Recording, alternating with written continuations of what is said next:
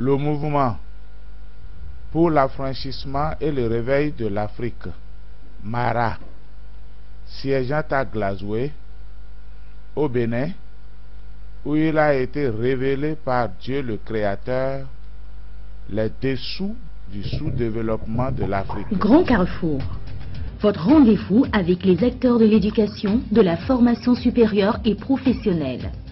Une tribune d'expression des réalités du monde de l'apprenant. Suivez désormais votre émission Grand Carrefour tous les mercredis de 15h à 16h, rediffusion samedi 13h sur la RTDS. Grand Carrefour, tout pour l'épanouissement de l'élite. Bonjour à tous ou bonsoir, merci de nous rejoindre dans cette aventure littéraire de votre émission Grand Carrefour. Littérature et sens, ce qui nous amène cet après-midi à la découverte du livre, celui intitulé L'héritage de Cham, livre dans lequel l'auteur retrace l'histoire de l'Afrique qui a un lien avec le pétrin du sous-développement du continent noir. Il est avec nous à ce plateau, monsieur David Agossou, l'auteur du livre L'héritage de Cham. Monsieur David, bonsoir et merci de nous rejoindre à ce plateau pour nous expliquer grandes choses sur ce bouquin. Monsieur Dolé, bonsoir. Je remercie les auditeurs et auditrices qui nous écoutent à cet instant. Voilà. Nous avons également à ce plateau M. Cyril Abolo, il est analyste, celui qui portera son regard de lecteur et analyste sur cet ouvrage, L'héritage de Cham. Monsieur Abolo, bonsoir, merci de nous rejoindre à ce plateau. Bonsoir, monsieur Dolé. Alors, monsieur Agossou, et vous êtes l'auteur du livre intitulé L'héritage de Cham, le livre que vous présentez comme une révélation venant de Dieu et où le sort du continent africain n'est pas pour vous une surprise. C'est bien cela? Oui, c'est ça.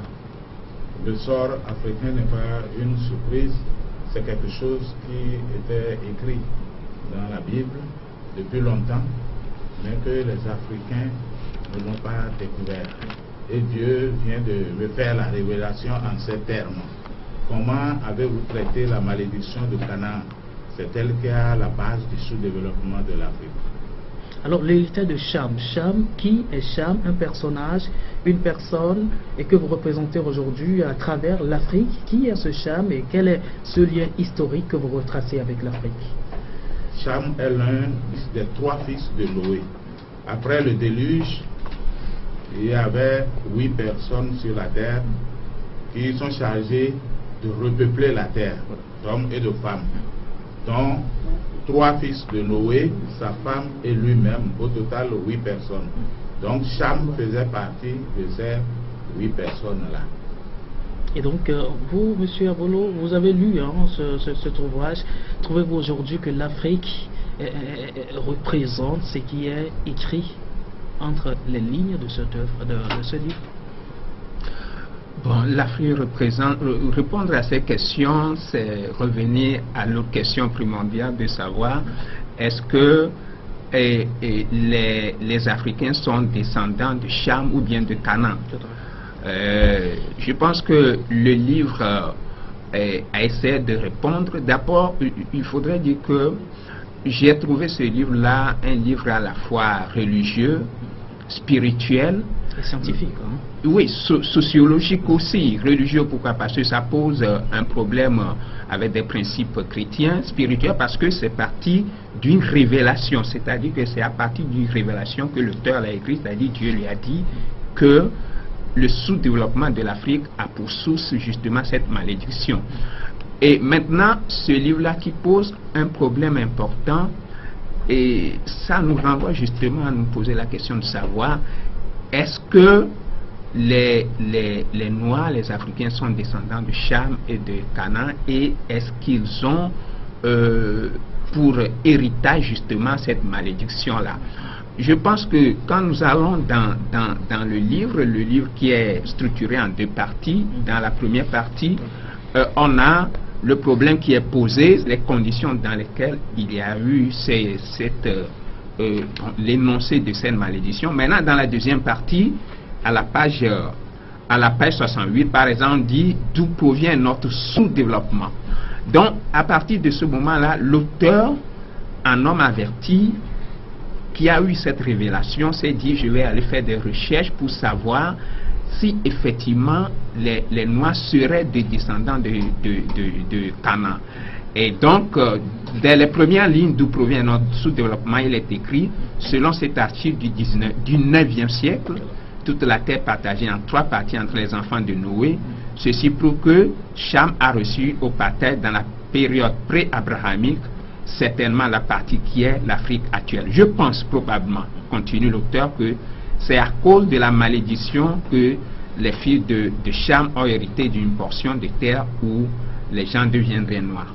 Donc, disons que le problème est posé de cette façon-là, et il a essayé d'aller faire des recherches pour savoir si, éventuellement, les Noirs, les Africains seraient des descendants de Cham ou bien de Canaan. Très bien. Alors, Monsieur Gossou, qu'est-ce qui vous permet aujourd'hui de confirmer que l'Afrique est un produit, le continent africain est un produit issu de Cham, le fils de Noé, selon la Bible? Selon la Bible, nous avons relevé clairement, comme mon frère vient de le dire, voilà, qu'au 9e siècle, il y a eu partage de toute la terre en 3 parties, l'Europe, l'Asie et l'Afrique. Donc, les gens se sont installés inconsciemment ou bien guidés par le sort ou l'esprit, mais après on a retrouvé que Cham a occupé la partie Afrique, et Sem a occupé la partie Asie, et Japhet a occupé la partie Europe. Donc c'est ce que la Bible a désigné en Genèse. Alors aujourd'hui, vous trouvez que la situation de l'Afrique s'explique d'ailleurs par des causes lointaines, Oui, depuis très longtemps, les gens cherchent la cause du sous-développement de l'Afrique. Et ça se passe de tout commentaire. J'entends tout, j'ai vu tout, mais moi aussi je ne sais pas d'où est-ce que ça vient. Mais quand Dieu m'a fait la révélation, j'ai commencé par regarder dans la Bible pour voir. S'il y a une cause lointaine, alors ça doit être dans la Bible, comme c'est la parole de Dieu, le créateur du ciel et de la terre.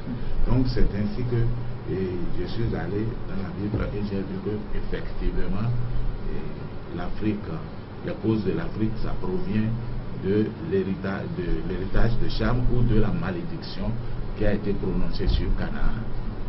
Alors, en considérant cet ouvrage, sur la première page d'ailleurs, on voit une Afrique ligotée, une Afrique enchaînée, une Afrique en position de servitude qui n'a pas la liberté. Est-ce là l'image ou la représentation que vous voulez faire de ce continent par le biais de votre révélation, comme vous le dites? Oui, tel que vous voyez le dessin est dessiné, et c'est comme ça que se trouve l'Africain.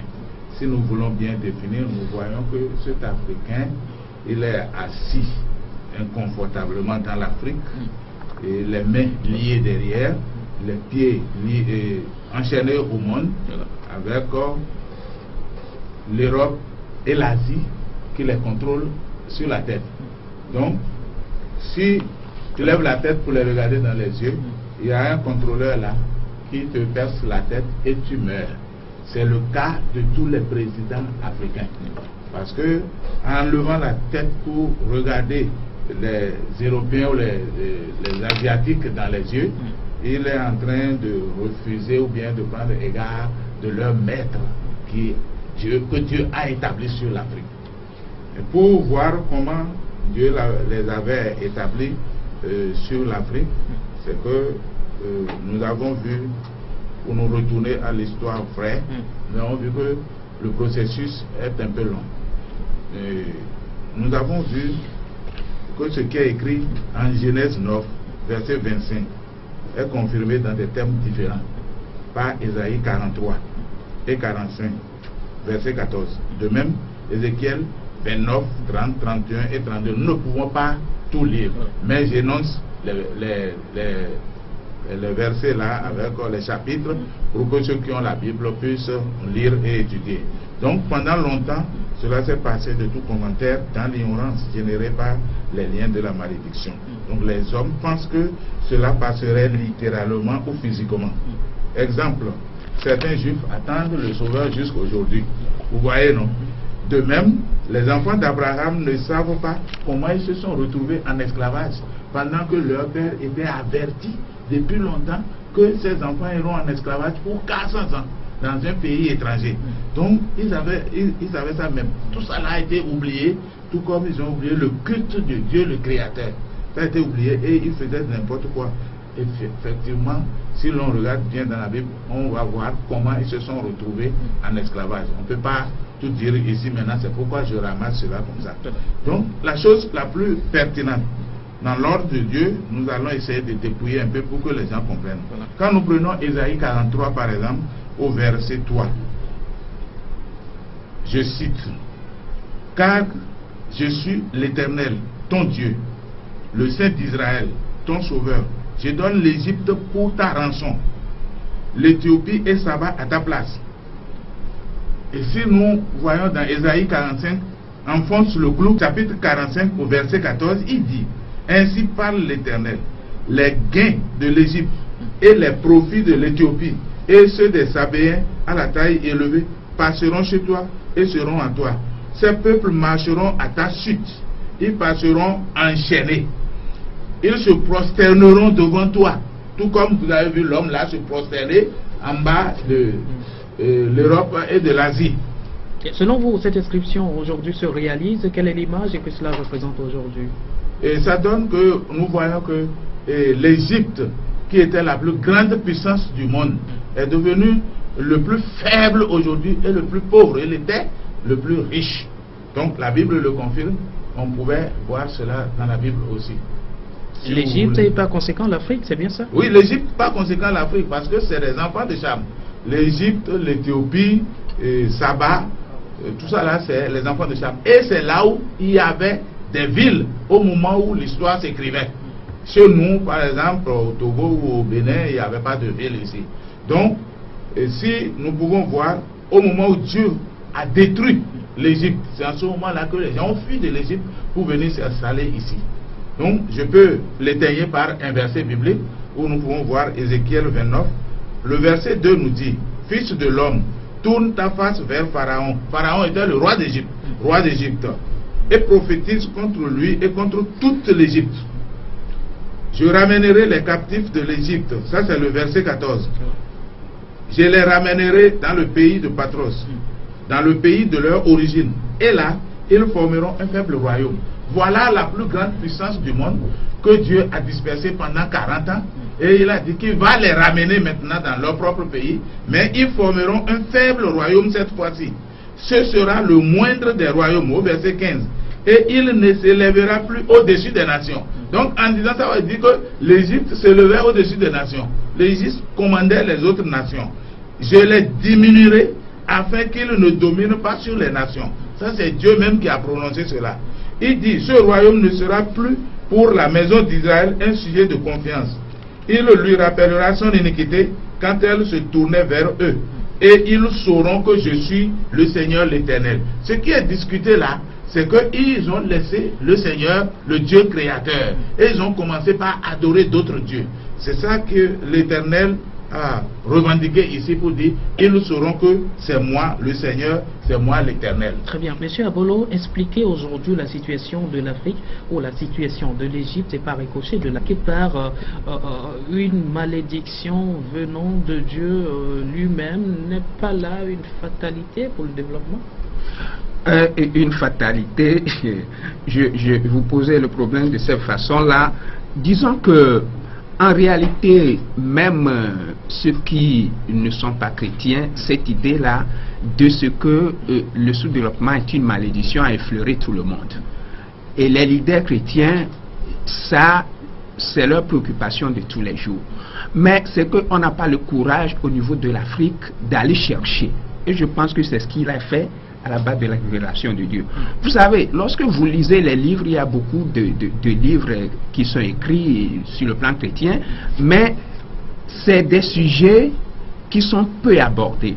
Bon, quand vous voyez les recherches, selon mes recherches, c'est un pasteur, un docteur, pasteur ghanéen, leader ghanéen, qui a écrit un livre, Beyond the Rivers of Ethiopia, qui pose justement un peu ce problème. Mais lui, il a pris le contre-pied de la chose. Il parle d'ailleurs, en abordant le problème de la malédiction de Cham, en se demandant est-ce que c'est par rapport aux Africains. Lui-même, il dit dans le livre que c'est une controverse gênante. Il dira dans le livre que c'est une controverse gênante. Donc, c'est à partir de ce moment-là qu'on se dit, est-ce que c'est une fatalité d'expliquer cela à travers cette malédiction? Moi, je pense plutôt que le livre-là a le mérite de poser le problème autrement. Parce que de toute façon, tout ce qui est scientifique, tout ce qui est intellectuel a été fait depuis la nuit des temps. Où est-ce qu'on en est? C'est pour ça que je dis, ce livre qui fait la part des choses en disant que c'est une base spirituelle et en nous ramenant dans les réalités du moment, ou dans la description de ces réalités-là, vous voyez que même si la malédiction de Canaan, ce n'était pas pour les Noirs, c'est approprié ça. Parce que justement, les phénomènes sociologiques que nous avons en Afrique font que on peut se dire que si c'était pour les Israélites, nous sommes courus pour aller nous approprier ces malédictions. Parce que quand vous allez par exemple dans le livre à la page 76, on dit que la malédiction là se fait par quoi? Par une alliance, par un pacte et par ce que nous faisons aujourd'hui en nous adonnant à des adorations, c'est-à-dire ce qui est satanique et qui socialement ne peut pas nous permettre un développement tel que nous l'espérons. Donc, à travers cette démonstration-là, ce n'est plus une question de fatalité, mais c'est une question de réalisme, à savoir, si ce n'est pas ça, c'est quoi alors qu'on réponde? Et c'est pour ça que j'ai dit tout à l'heure que cela effleure l'esprit de tout le monde, et quand Dr Vincent Otabi l'a abordé, il s'est vite fait de dire que c'est une question gênante, et donc il faut quand même essayer de nettoyer ça. Et lui, il a vite fait de dire qu'en fait, c'est pas pour les Africains, que de toute façon, nous avons d'autres choses à faire. Alors, monsieur Rossou, quelles sont aujourd'hui les réalités qui explicitent cet état de malédiction dont l'Afrique est héritière? Je voudrais citer un pasteur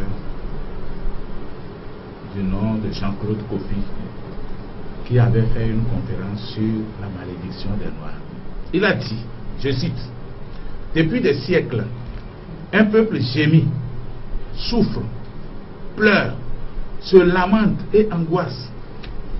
Il se débat pour sortir de la claustration psychologique, croupissant sous le joug le plus humiliant, le plus odieux, le plus pesant jamais vu, étant traités partout comme des sous-hommes, des moins que rien, les Noirs, car c'est bien d'eux qu'il s'agit. » Qu'est-ce qui explique qu'ils sont toujours à la traîne, même là où ils sont majoritaires? Ils sont encore en retard. C'est-à-dire que l'étranger qui arrive, c'est lui qui dirige, c'est lui qui gouverne, c'est lui qui entreprend, c'est lui qui est employeur et le noir est employé. Parce que quand nous sommes là et quand nous disons à ceux qui ont des capitaux de venir investir chez nous, quand ils viennent, ils sont pas de leur entreprise et ils ne feront que nous employer nous autres. Donc il y a un autre révérend Asimolowo qui dit dans son livre intitulé « Qui a-t-il de mauvais d'être noir ?» Il dit « Partout où sont les noirs, que ce soit en Afrique, en Amérique latine, dans les Caraïbes, en Europe, en Amérique du Nord, ils semblent toujours être au bas de l'échelle sur le plan économique, social et psychologique. » Cela m'a beaucoup interpellé quand j'ai vu ces paroles et c'est ça qui a fait que j'ai fouillé au fond la Bible pour relever totalement ce qui a amené cette situation que nous sommes en train de vivre. Deuxième partie de ce livre, vous remontez dans l'histoire. En 1848, il y a eu abolition physique de l'esclavage. Là, vous l'avez dit, en 1957 a commencé l'ère des indépendances africaines. En 1972, au Dahomey devenu Bénin, il y a eu la révolution. En 1990, c'était l'avènement de la démocratie au Bénin. 2006 a commencé donc le changement au Bénin et tous ces événements étaient donc salutaires d'après vos analyses, et beaucoup d'éminentes personnalités et personnes, toutes comment dirais-je, et toutes les populations s'y sont consacrées corps et âme. Pour quel résultat? Vous êtes posé cette question après tout cet événement. Pourquoi alors? Si je me suis posé cette question, c'est que le peuple, chacun dans le peuple comprend les résultats. Au moins ceux qui sont grands, ils connaissent le résultat que cela a donné, c'est-à-dire que nous allons toujours en bas au lieu de nous lever. Malgré les efforts. Malgré les efforts. Donc, pourquoi comme ça? C'est spirituel. Et si nous ne revenons pas pour regarder qu'est-ce que Dieu avait mis sur les Africains, ça nous sera difficile d'aller. C'est pourquoi je vais vous donner, il y a certaines raisons pour que Dieu abaisse l'Afrique comme ça. Il a dit, c'est Ézéchiel 29 au verset 18 qui dit: Fils de l'homme, Nebuchadnezzar, roi de Babylone, a fait faire à son armée un service pénible contre Tyr. Toutes les têtes sont chauves, toutes les épaules sont écorchées, et il n'a retiré de Tyr aucun salaire, ni lui ni son armée, pour le service qu'il a fait contre elle. C'est pourquoi ainsi parle le Seigneur l'Éternel. Voici, je donne à Nebuchadnezzar, roi de Babylone, le pays d'Égypte. Il en emportera les richesses. Ça veut dire que l'Égypte était riche. Il en prendra les dépouilles. Il en pillera le butin. Ce sera un salaire pour son armée. Alors, pour prix de service qu'il a fait contre Tyr, je lui donne le pays d'Égypte. Donc nous sommes donnés à un autre, qui est le roi, qui est Nebuchadnezzar. Car ils ont travaillé pour moi, dit le Seigneur l'Éternel. En ce jour-là, il dit en ce jour-là, je donnerai de la force à la maison d'Israël. Et je t'ouvrirai la bouche au milieu d'eux, et ils sauront que je suis l'Éternel. Donc, la question qui arrive toujours, c'est que les gens ont abandonné l'Éternel qui a créé le monde ici, et nous devons adorer là. Ils l'ont abandonné pour suivre d'autres dieux. Si nous allons en bas, vous allez voir qu'en Égypte, il y a beaucoup de dieux. Tout ce que nous voyons ici aujourd'hui chez nous sont venus des dieux là. C'est au moment où Dieu a dispersé pendant 40 ans qu'ils sont revenus ici. Maintenant, si nous balançons, nous ne comprenons pas pourquoi, vous allez voir derrière mon truc là, que le roi, un roi au Bénin, le roi Guézo, depuis 1818, a constaté cette malédiction, mais il ne savait pas qu'est-ce que c'est. Donc pour lui, tous les efforts qu'il faisait, toutes les techniques qu'il utilisait, ça ne donne pas. C'est comme s'il versait ça dans une... Il a même affirmé que vous ne vous attendrez jamais. Non, c'est Béhanzin qui a dit ça. C'est après Guézo. Guézo a dit de venez amener vos doigts là pour bouger les trous de la jarre. Mais nous avons vu avant que les mains étaient liées derrière et le pied attaché au sol. Comment ça pouvait fermer la jarre? Nous constatons aujourd'hui que la jarre n'a pas bougé. Et quand le roi Béhanzin est arrivé, lui aussi il a fait des efforts pour bouger la jarre. On l'a trahi. Et il a fini par dire, mais vous ne vous entendrez jamais dans ce pays. Il y avait aussi le président Mathieu Kérékou qui est venu avec la révolution. Et tout le monde a acclamé que maintenant nous allons nous en sortir. On a dit bon que c'est l'impérialisme, le colonialisme, le néocolonialisme, tout ça là on les a mis de côté. Néanmoins, il a envoyé, qu'est-ce qu'il voulait faire? Il a envoyé de grands cadres en Europe et en Asie pour venir établir comment ils ont fait leur administration là-bas pour que nous sortions du sous-développement. Mais il a fini par remarquer que quand ils vont là-bas et ils reviennent là, ils n'arrivent pas à faire ce qu'ils ont vu là-bas. Et c'est comme ça qu'il les a traités d'intellectuels tarés. Et si l'on se réfère à ce moment-là, on verra qu'il a commencé par nommer même les gens qui sont motivés par la révolution et non des gens qui ont des diplômes, de hauts diplômes. Donc il a essayé de faire tout ça là. Pourtant, ça n'a pas marché. Donc vous voyez, il y a beaucoup de choses. Et si nous voulons continuer un peu, Nous voyons dans Ézéchiel 13, nous allons citer quelques versets seulement. Et au verset 3, Dieu dit, car le jour approche, le jour de l'Éternel approche, jour ténébreux. Ce sera le temps des nations. L'épée fondra sur l'Égypte et l'épouvante sera dans l'Éthiopie. Quand les morts tomberont en Égypte, quand on enlèvera ses richesses et que ses fondements seront renversés, l'Éthiopie, Pud, Lud, toute l'Arabie, Cube et les fils des pays alliés tomberont avec eux par l'épée. Ainsi par l'Éternel, ils tomberont, les soutiens de l'Égypte, et l'orgueil de sa force périra. Parce que c'est l'orgueil de sa force là qui a fait que quand Dieu envoie les prophéties, il fait confiance à sa force, il fait confiance à sa richesse. Et il pense que les Israéliens qui sont ses esclaves ne peuvent rien contre lui. Or ici, c'est Dieu l'Éternel, le Créateur du ciel et de la terre, qui a dit au moment où il va détruire l'Égypte, il donnera de la force à la maison d'Israël. Donc il y a quelque chose en Ézéchiel 32 que je viens de découvrir, parce que vous voyez, les Africains se peinent tôt. Et nous disons qu'ils ont perdu la tête, qu'il faut changer la mémoire africaine. Or, non, c'est un faux problème. Vous allez voir ici. Il est dit que le développement viendra forcément par le changement de mentalité. Mais ici, dans le livre, vous ne trouvez pas que c'est le changement de mentalité qui soit la raison. Voilà. C'est pour cela, moi, je vais vous relever les raisons profondes. Ézéchiel 32. Dieu a dit, quand je t'éteindrai, c'est au verset 7 ça, quand je t'éteindrai, je voilerai les cieux et j'obscurcirai leurs étoiles. Je couvrirai le soleil de nuages et la lune ne donnera plus sa lumière. Donc, j'obscurcirai à cause de toi tous les luminaires des cieux et je répandrai les ténèbres sur ton pays, dit l'Éternel. Vous pensez tout ça là pour l'Afrique? Mais c'est pour cela que quand on va apprendre quelque chose en Europe, on vient ici, on n'arrive pas à l'appliquer. Parce que ici, il y a les ténèbres sur le pays. Mais quand vous venez, vous rentrez dans ces ténèbres-là, vous ne vous voyez pas, vous n'arrivez pas à vous en sortir. Mais le même cadre, quand on l'amène en Europe ou en Amérique là-bas, mais il excelle sérieusement. Vous n'avez pas vu le cas d'Obama qui est président en Amérique? Mais vous pensez qu'il n'y a pas des gens plus calés que lui en Afrique ici? Il y en a, mais en Afrique, s'il revient ici, il ne peut même pas être président de lui pour qu'on le félicite. Ça, c'est comme ça. Donc, l'institution qui a été établie là-bas est une institution qui permet le développement. Et les gens, Dieu n'a pas touché à la lumière. Mais en Afrique, il a bien dit ici, et ça se confirme ici, qu'il mettra les ténèbres sur le pays quand il va finir d'éteindre l'Égypte. C'est-à-dire l'Afrique. Quand il va finir de l'éteindre, il va mettre l'obscurité. C'est pour cela que dans cette obscurité que nous sommes.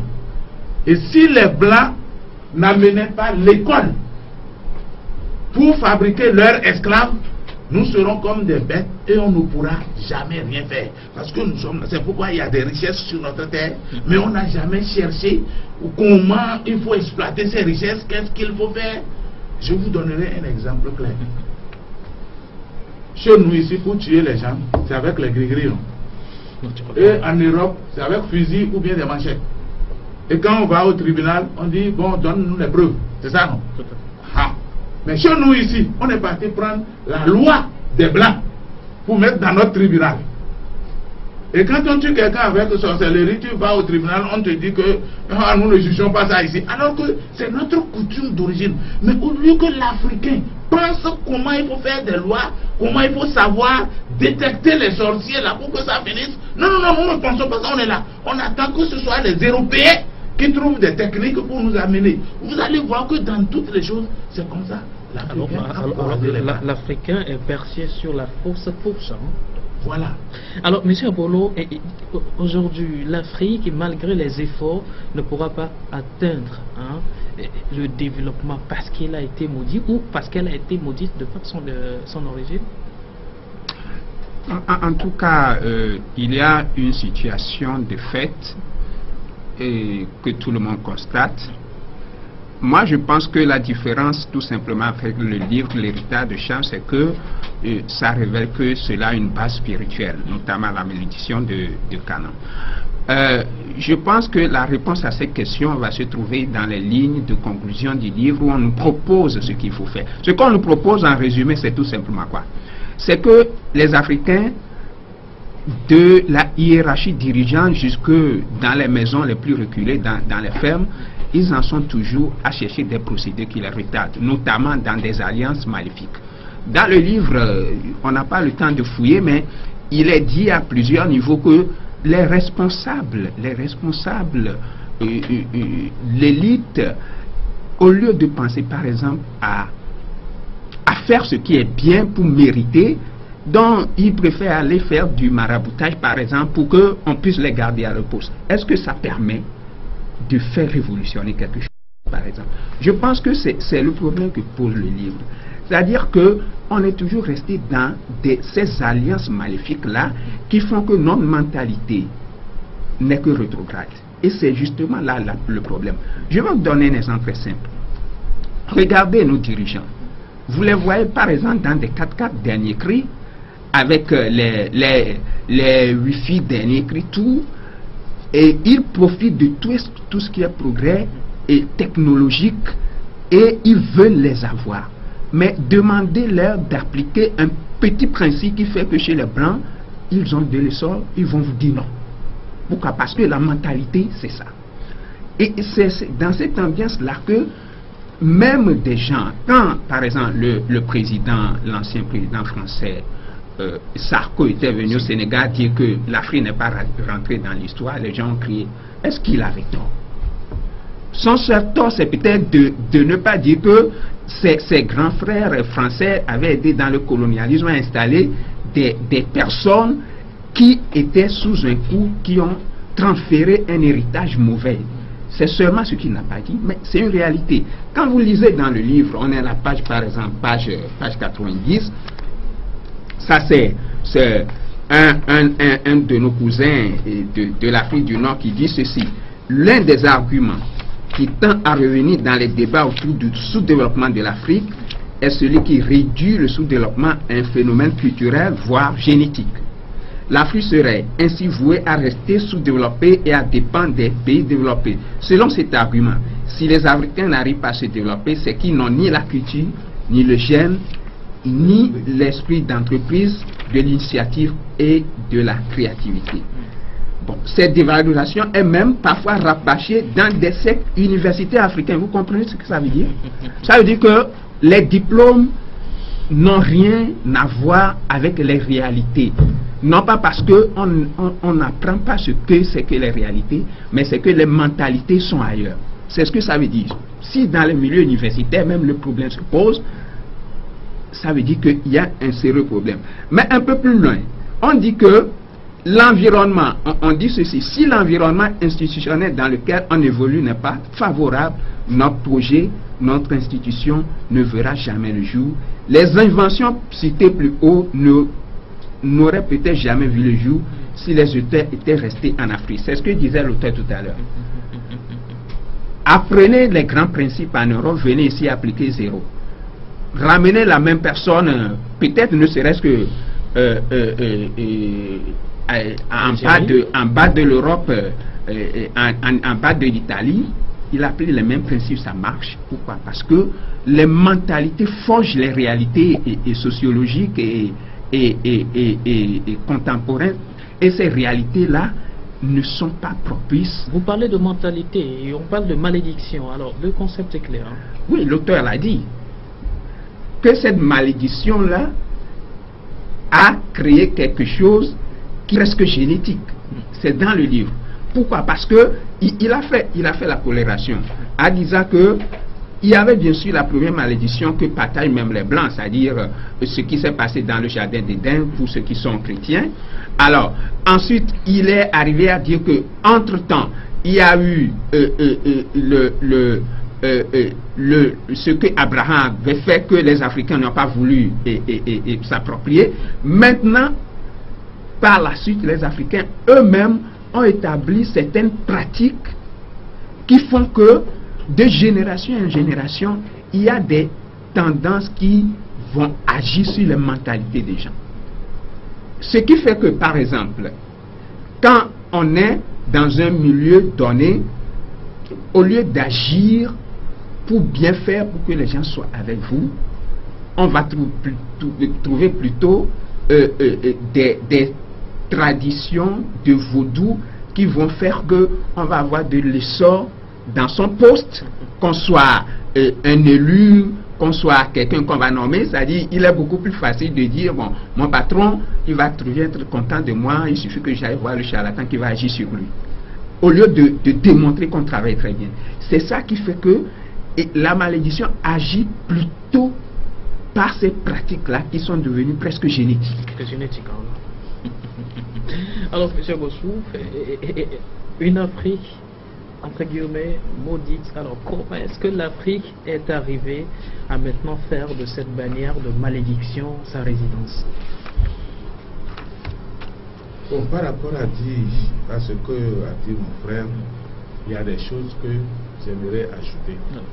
Et quand nous regardons dans la Bible, dans Jérémie 16 au verset 19 a dit: tout ce que nos parents ont hérité, c'est du mensonge, des vaines idoles qui ne leur ont servi de rien.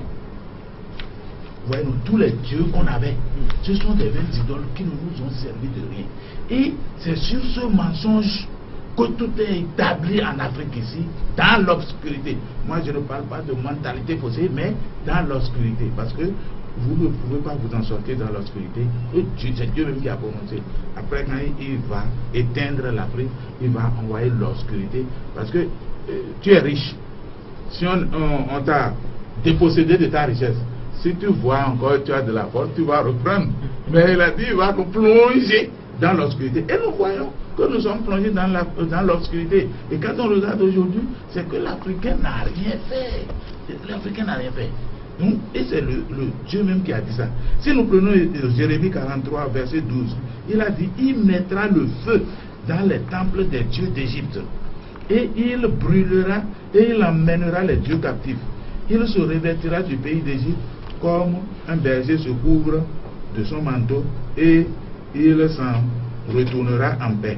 Et il brisera les statues de la maison du soleil qui sont dans le pays d'Égypte.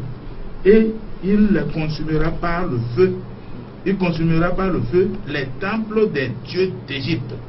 Ce que nous appelons ici aujourd'hui les mânes de nos ancêtres. Donc, qu'ils paraissent bien faibles et vénérables, les grands de ce monde, aux yeux de Dieu, cet anéantissement de l'Égypte est une image de la destruction à venir de l'ennemi de Christ.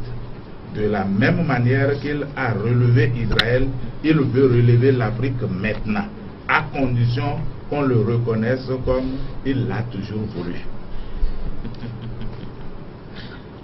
Aujourd'hui, est-ce qu'il y a manière de retourner l'arrière de ce manteau de malédiction?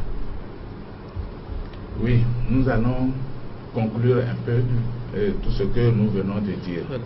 Donc, depuis le jardin d'Éden, comme on l'a dit mon frère tout à l'heure, l'homme a commencé à désobéir à Dieu.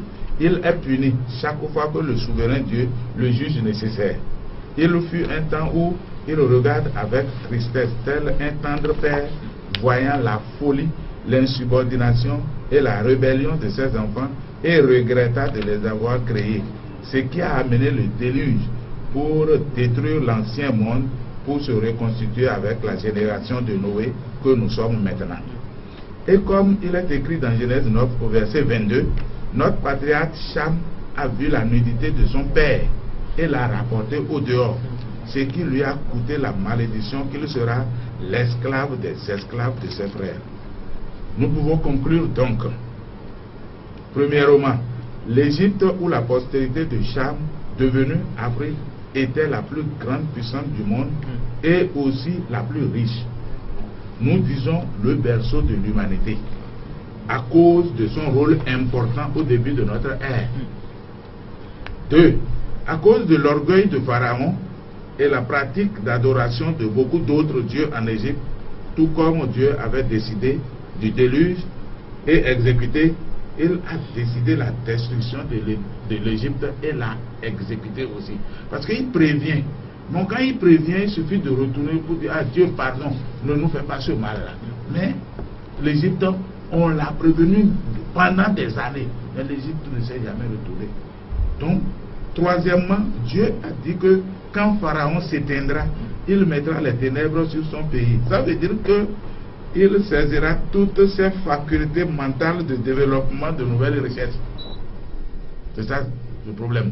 Donc, quatrième position, nous devons comprendre que c'est ça qui pose le problème de mentalité africaine. Parce que tous les cadres qui sont là aujourd'hui, nous ne pouvons pas en vouloir à quelqu'un. Parce que si vous êtes dans l'obscurité, vous ne pouvez rien. On a changé des présidents, on a changé des ministres, des députés, on a changé, mais c'est la même chose. C'est quand tu n'es pas encore parti aux affaires que tu es malin. Mais le jour où on te nomme, c'est fini. Tu rentres dans l'obscurité là, et tu ne peux plus rien faire. Donc en cinquième position, nous voyons que, et ça c'est ça qui a généré l'état d'inertie de l'Afrique que nous constatons par la pauvreté, l'arriération assise dans la contemplation, la mendicité, etc. 6. Le Créateur Dieu d'Abraham veut que nous sortions aujourd'hui de cette léthargie. C'est pourquoi il nous donne la révélation sur ce qui s'est passé pour que nous sachions qu'est-ce qu'il y a lieu de faire maintenant. En effet, l'Afrique est sous la malédiction de Cham qui pèse sur elle depuis 4000 ans environ. Bien que Dieu ait envoyé Jésus-Christ en sacrifice expiatoire pour sauver et libérer les captifs, cette malédiction continentale avait infecté toutes les structures organisées de l'Afrique et affecte jusqu'à nos jours le monde entier, puis s'enracine malicieusement de jour en jour. Et toutes les luttes physiques engagées en vain contre la pauvreté. Parce qu'au lieu de savoir que c'est la malédiction, nous disons que c'est la pauvreté. Et on lutte contre la pauvreté. Et je donne un exemple. Si quelqu'un souffre du paludisme et qu'il déclare que c'est les maux de tête, on lui donne des produits pour calmer les maux de tête. Vous allez voir que demain, c'est peut-être l'articulation qui ne va pas, jusqu'à ce qu'il peut mourir. Donc, ce ne serait qu'au moment où il va voir un docteur qui pose un bon diagnostic qui sera, ah non, ton mal là, c'est le paludisme que tu souffres. Donc, voilà les produits du paludisme. C'est notre cas aujourd'hui. On a cherché des solutions qui ne sont pas dans l'ordre de ce que nous avons. Maintenant, vous, monsieur Agossou, vous, en tant que l'auteur de ce livre, est-ce qu'il y a lieu aujourd'hui que l'Afrique puisse renaître encore de ses cendres? Bien sûr, et c'est ce que nous sommes en train de faire aujourd'hui. Donc, il est aisé de constater jusqu'à que l'Africain n'est pas en mesure de gérer seulement les choses publiques, vous le constatez tous. Donc, c'est notre recherche aujourd'hui, c'est qu'il faut que l'Africain puisse être capable de gérer les choses publiques en Afrique. Donc jusqu'à maintenant, l'aide que nous recevons des pays du Nord n'est pas basée sur la parole de Dieu. Parce que c'est sur de faux problèmes, gagnant-gagnant, que nous sommes en train de faire. Ce n'est pas parce que Dieu nous avait fait leur esclave, nous avons compris, bon maintenant, on va vous aider pour que vous vous relevez. Ce n'est pas encore ça. Et le jour où ce serait ça, je crois que ça va profiter pour eux-mêmes comme pour nous aussi. Donc, mais les mains invisibles anéantissent ou fragilisent le processus avec le temps.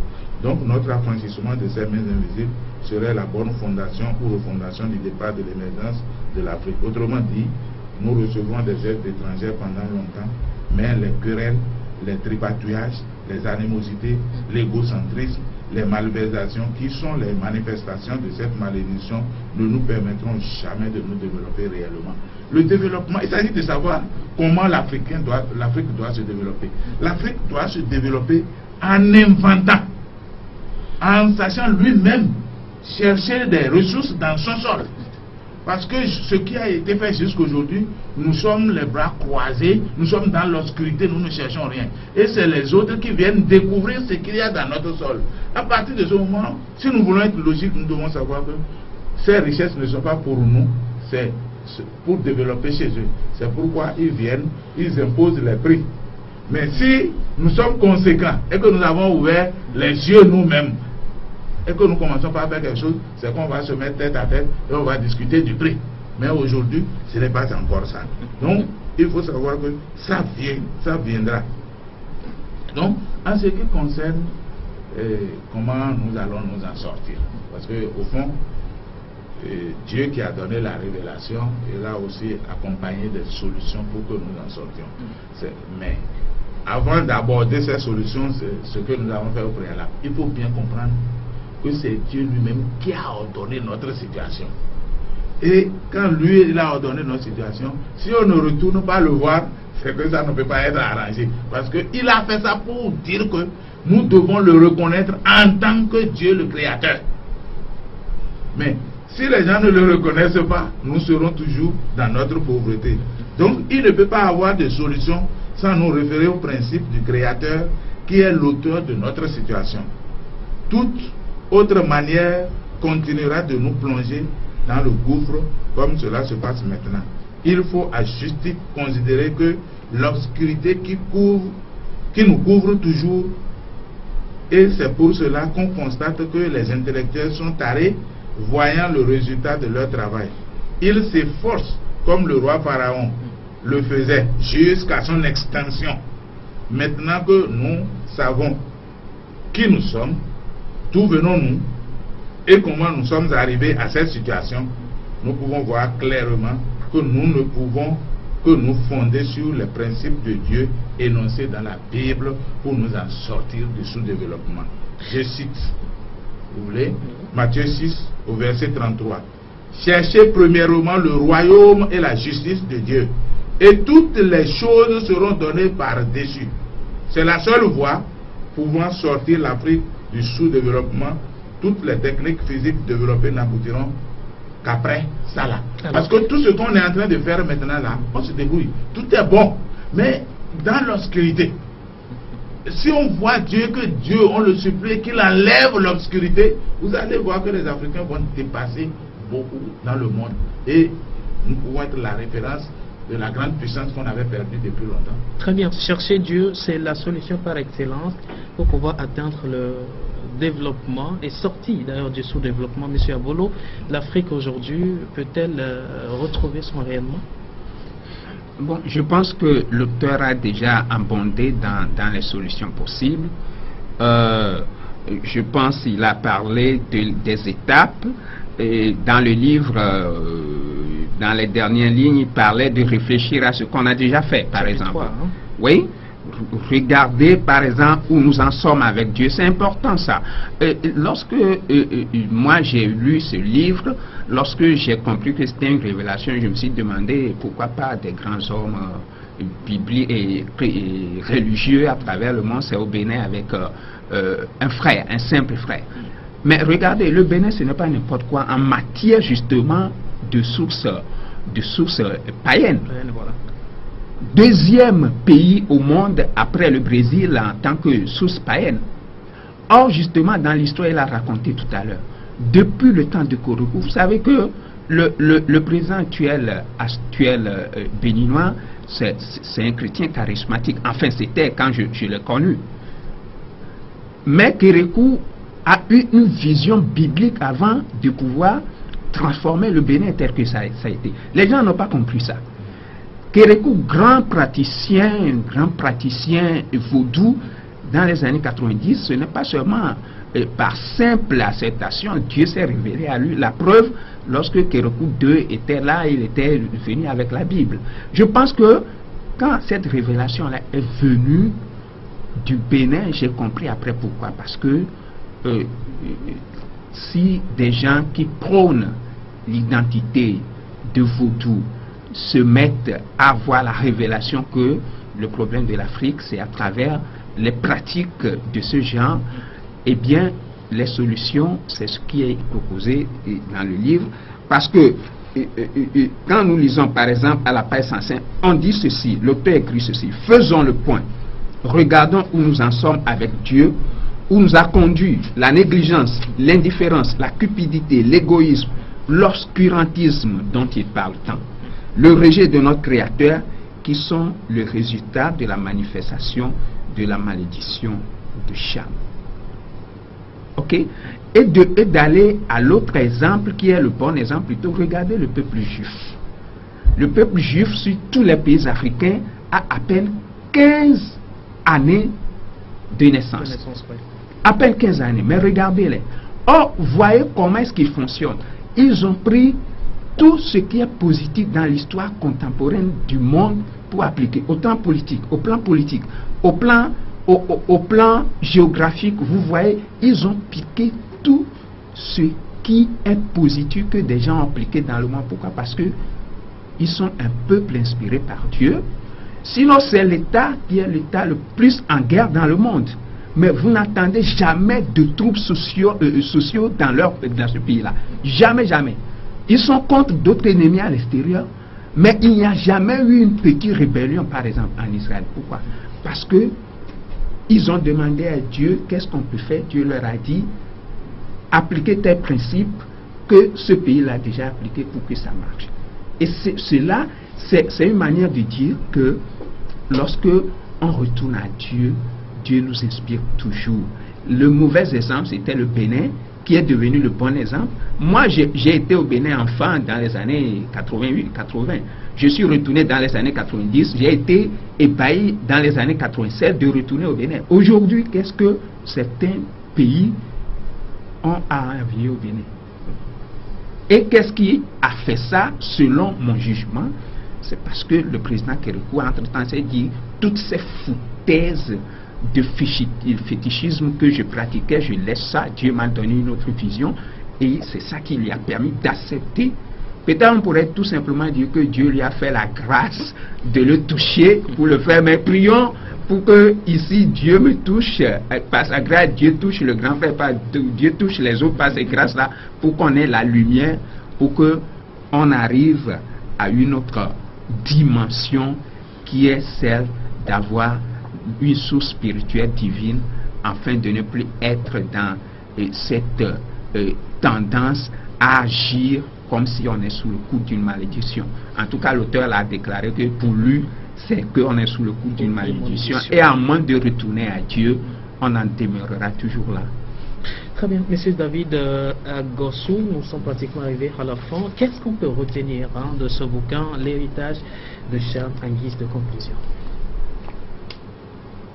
En guise de conclusion, nous pouvons retenir que le temps est arrivé à Dieu où l'Afrique doit émerger. C'est pourquoi il a envoyé cette révélation pour que nous cherchions les voies par lesquelles nous devons émerger.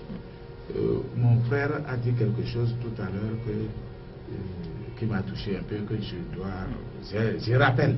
C'est la parole de Dieu. C'est-à-dire Dieu met sa parole au milieu de nous pour que nous comprenions certaines choses, mais on ne le voit pas étant donné que nous sommes dans l'obscurité. Il a parlé du président Kérékou, qui a régné pendant 17 ans. Les gens ne savent pas. C'est à cause de la destruction de ces fétiches que Dieu lui a fait la grâce de rester jusqu'à 17 ans. Et celui qui est venu après lui, il a rétabli ces choses, il a même donné une date pour les fêter. Mais quand il a fait 5 ans, on devait renouveler son mandat, mais il a échoué lamentablement, alors qu'il a été positif dans ses actes physiques. Il a amené de l'argent, il était félicité, personne ne s'attendait. Vous pouvez parler du président Soglo. Et voilà ce qui s'est passé. Et l'homme qui avait lutté contre les fétiches, Dieu l'a ramené encore pour faire 10 ans. Vous voyez, non? Donc, quand lui il est passé, Yahibouni est arrivé comme chrétien, avec la Bible à la main aussi. Mais quand il a fini 5 ans, malgré toutes les suspicions, il n'est pas ceci, il n'est pas cela, il devait renouveler son mandat. Mais on a vu qu'il a fait un score jamais vu. Donc, Dieu me dit, c'est ma parole. Celui qui se conduit selon mes préceptes est au-dessus de celui qui ne le fait pas. Il faut que les gens notent ça convenablement. Que tous ceux qui sont en train de se discuter des places, n'importe où, qu'ils sachent que si l'on se conduit selon les préceptes de Dieu, vous êtes au-dessus de ceux qui ne le font pas. Dieu l'a démontré au plus haut, clairement. Et ça doit nous donner une bonne idée aujourd'hui. Voilà, merci Monsieur David Agossou, qui, selon vous, le retour à Dieu constitue la solution par excellence au problème du sous-développement de l'Afrique. L'Afrique peut encore y arriver, seulement si il retourne à Dieu, selon votre livre, L'héritage de Cham. Merci. Et je rappelle que M. David Agossou est donc un électronicien d'ailleurs de formation. Électrotechnicien, voilà.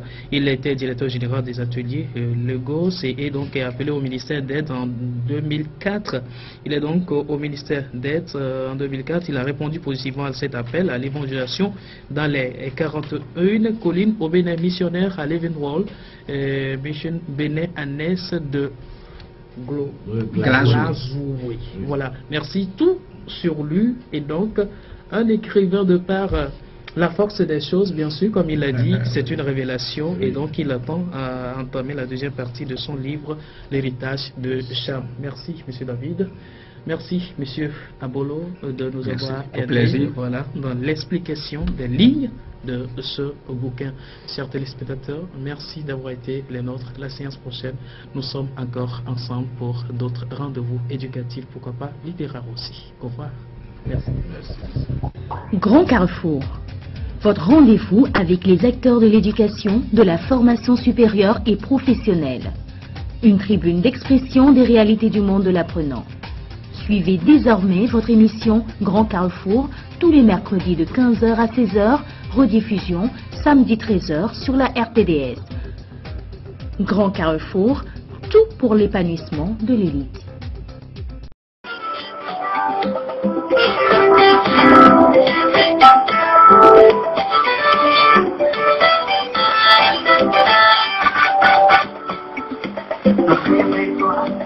Réveille-toi vite, retrouve ta vigueur, au vrai matin, et tes plus beaux habits. Ah, il n'entrera plus chez toi, mais tes plus beaux habits. Ah, il n'entrera plus chez toi. Ni sorcière, ni esprit impur, ta poussière et lève, prends ta place en tant que tien. C'est gratuitement cœur, vous savez les vendus, et vous savez libérés, avec du sang payé à tout, c'est gratuitement cœur, vous savez les vendus, et vous savez libérés, avec du sang payé à tout, c'est gratuitement cœur, on vous enseigne au village, et vous serez libérés, Dieu est sans payé à tout, c'est gratuit pour cœur, vous avez été embouté, et vous serez libérés, Dieu est sans payé à tout.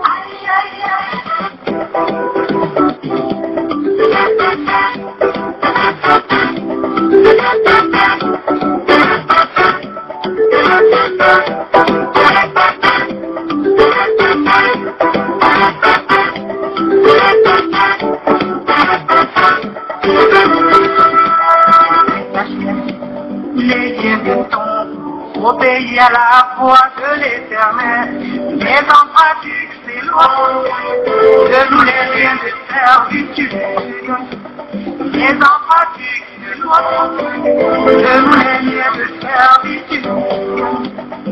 Partage la que Dieu te donne avec celui qui est la promotion, tu seras la tête et non la queue, et la vie de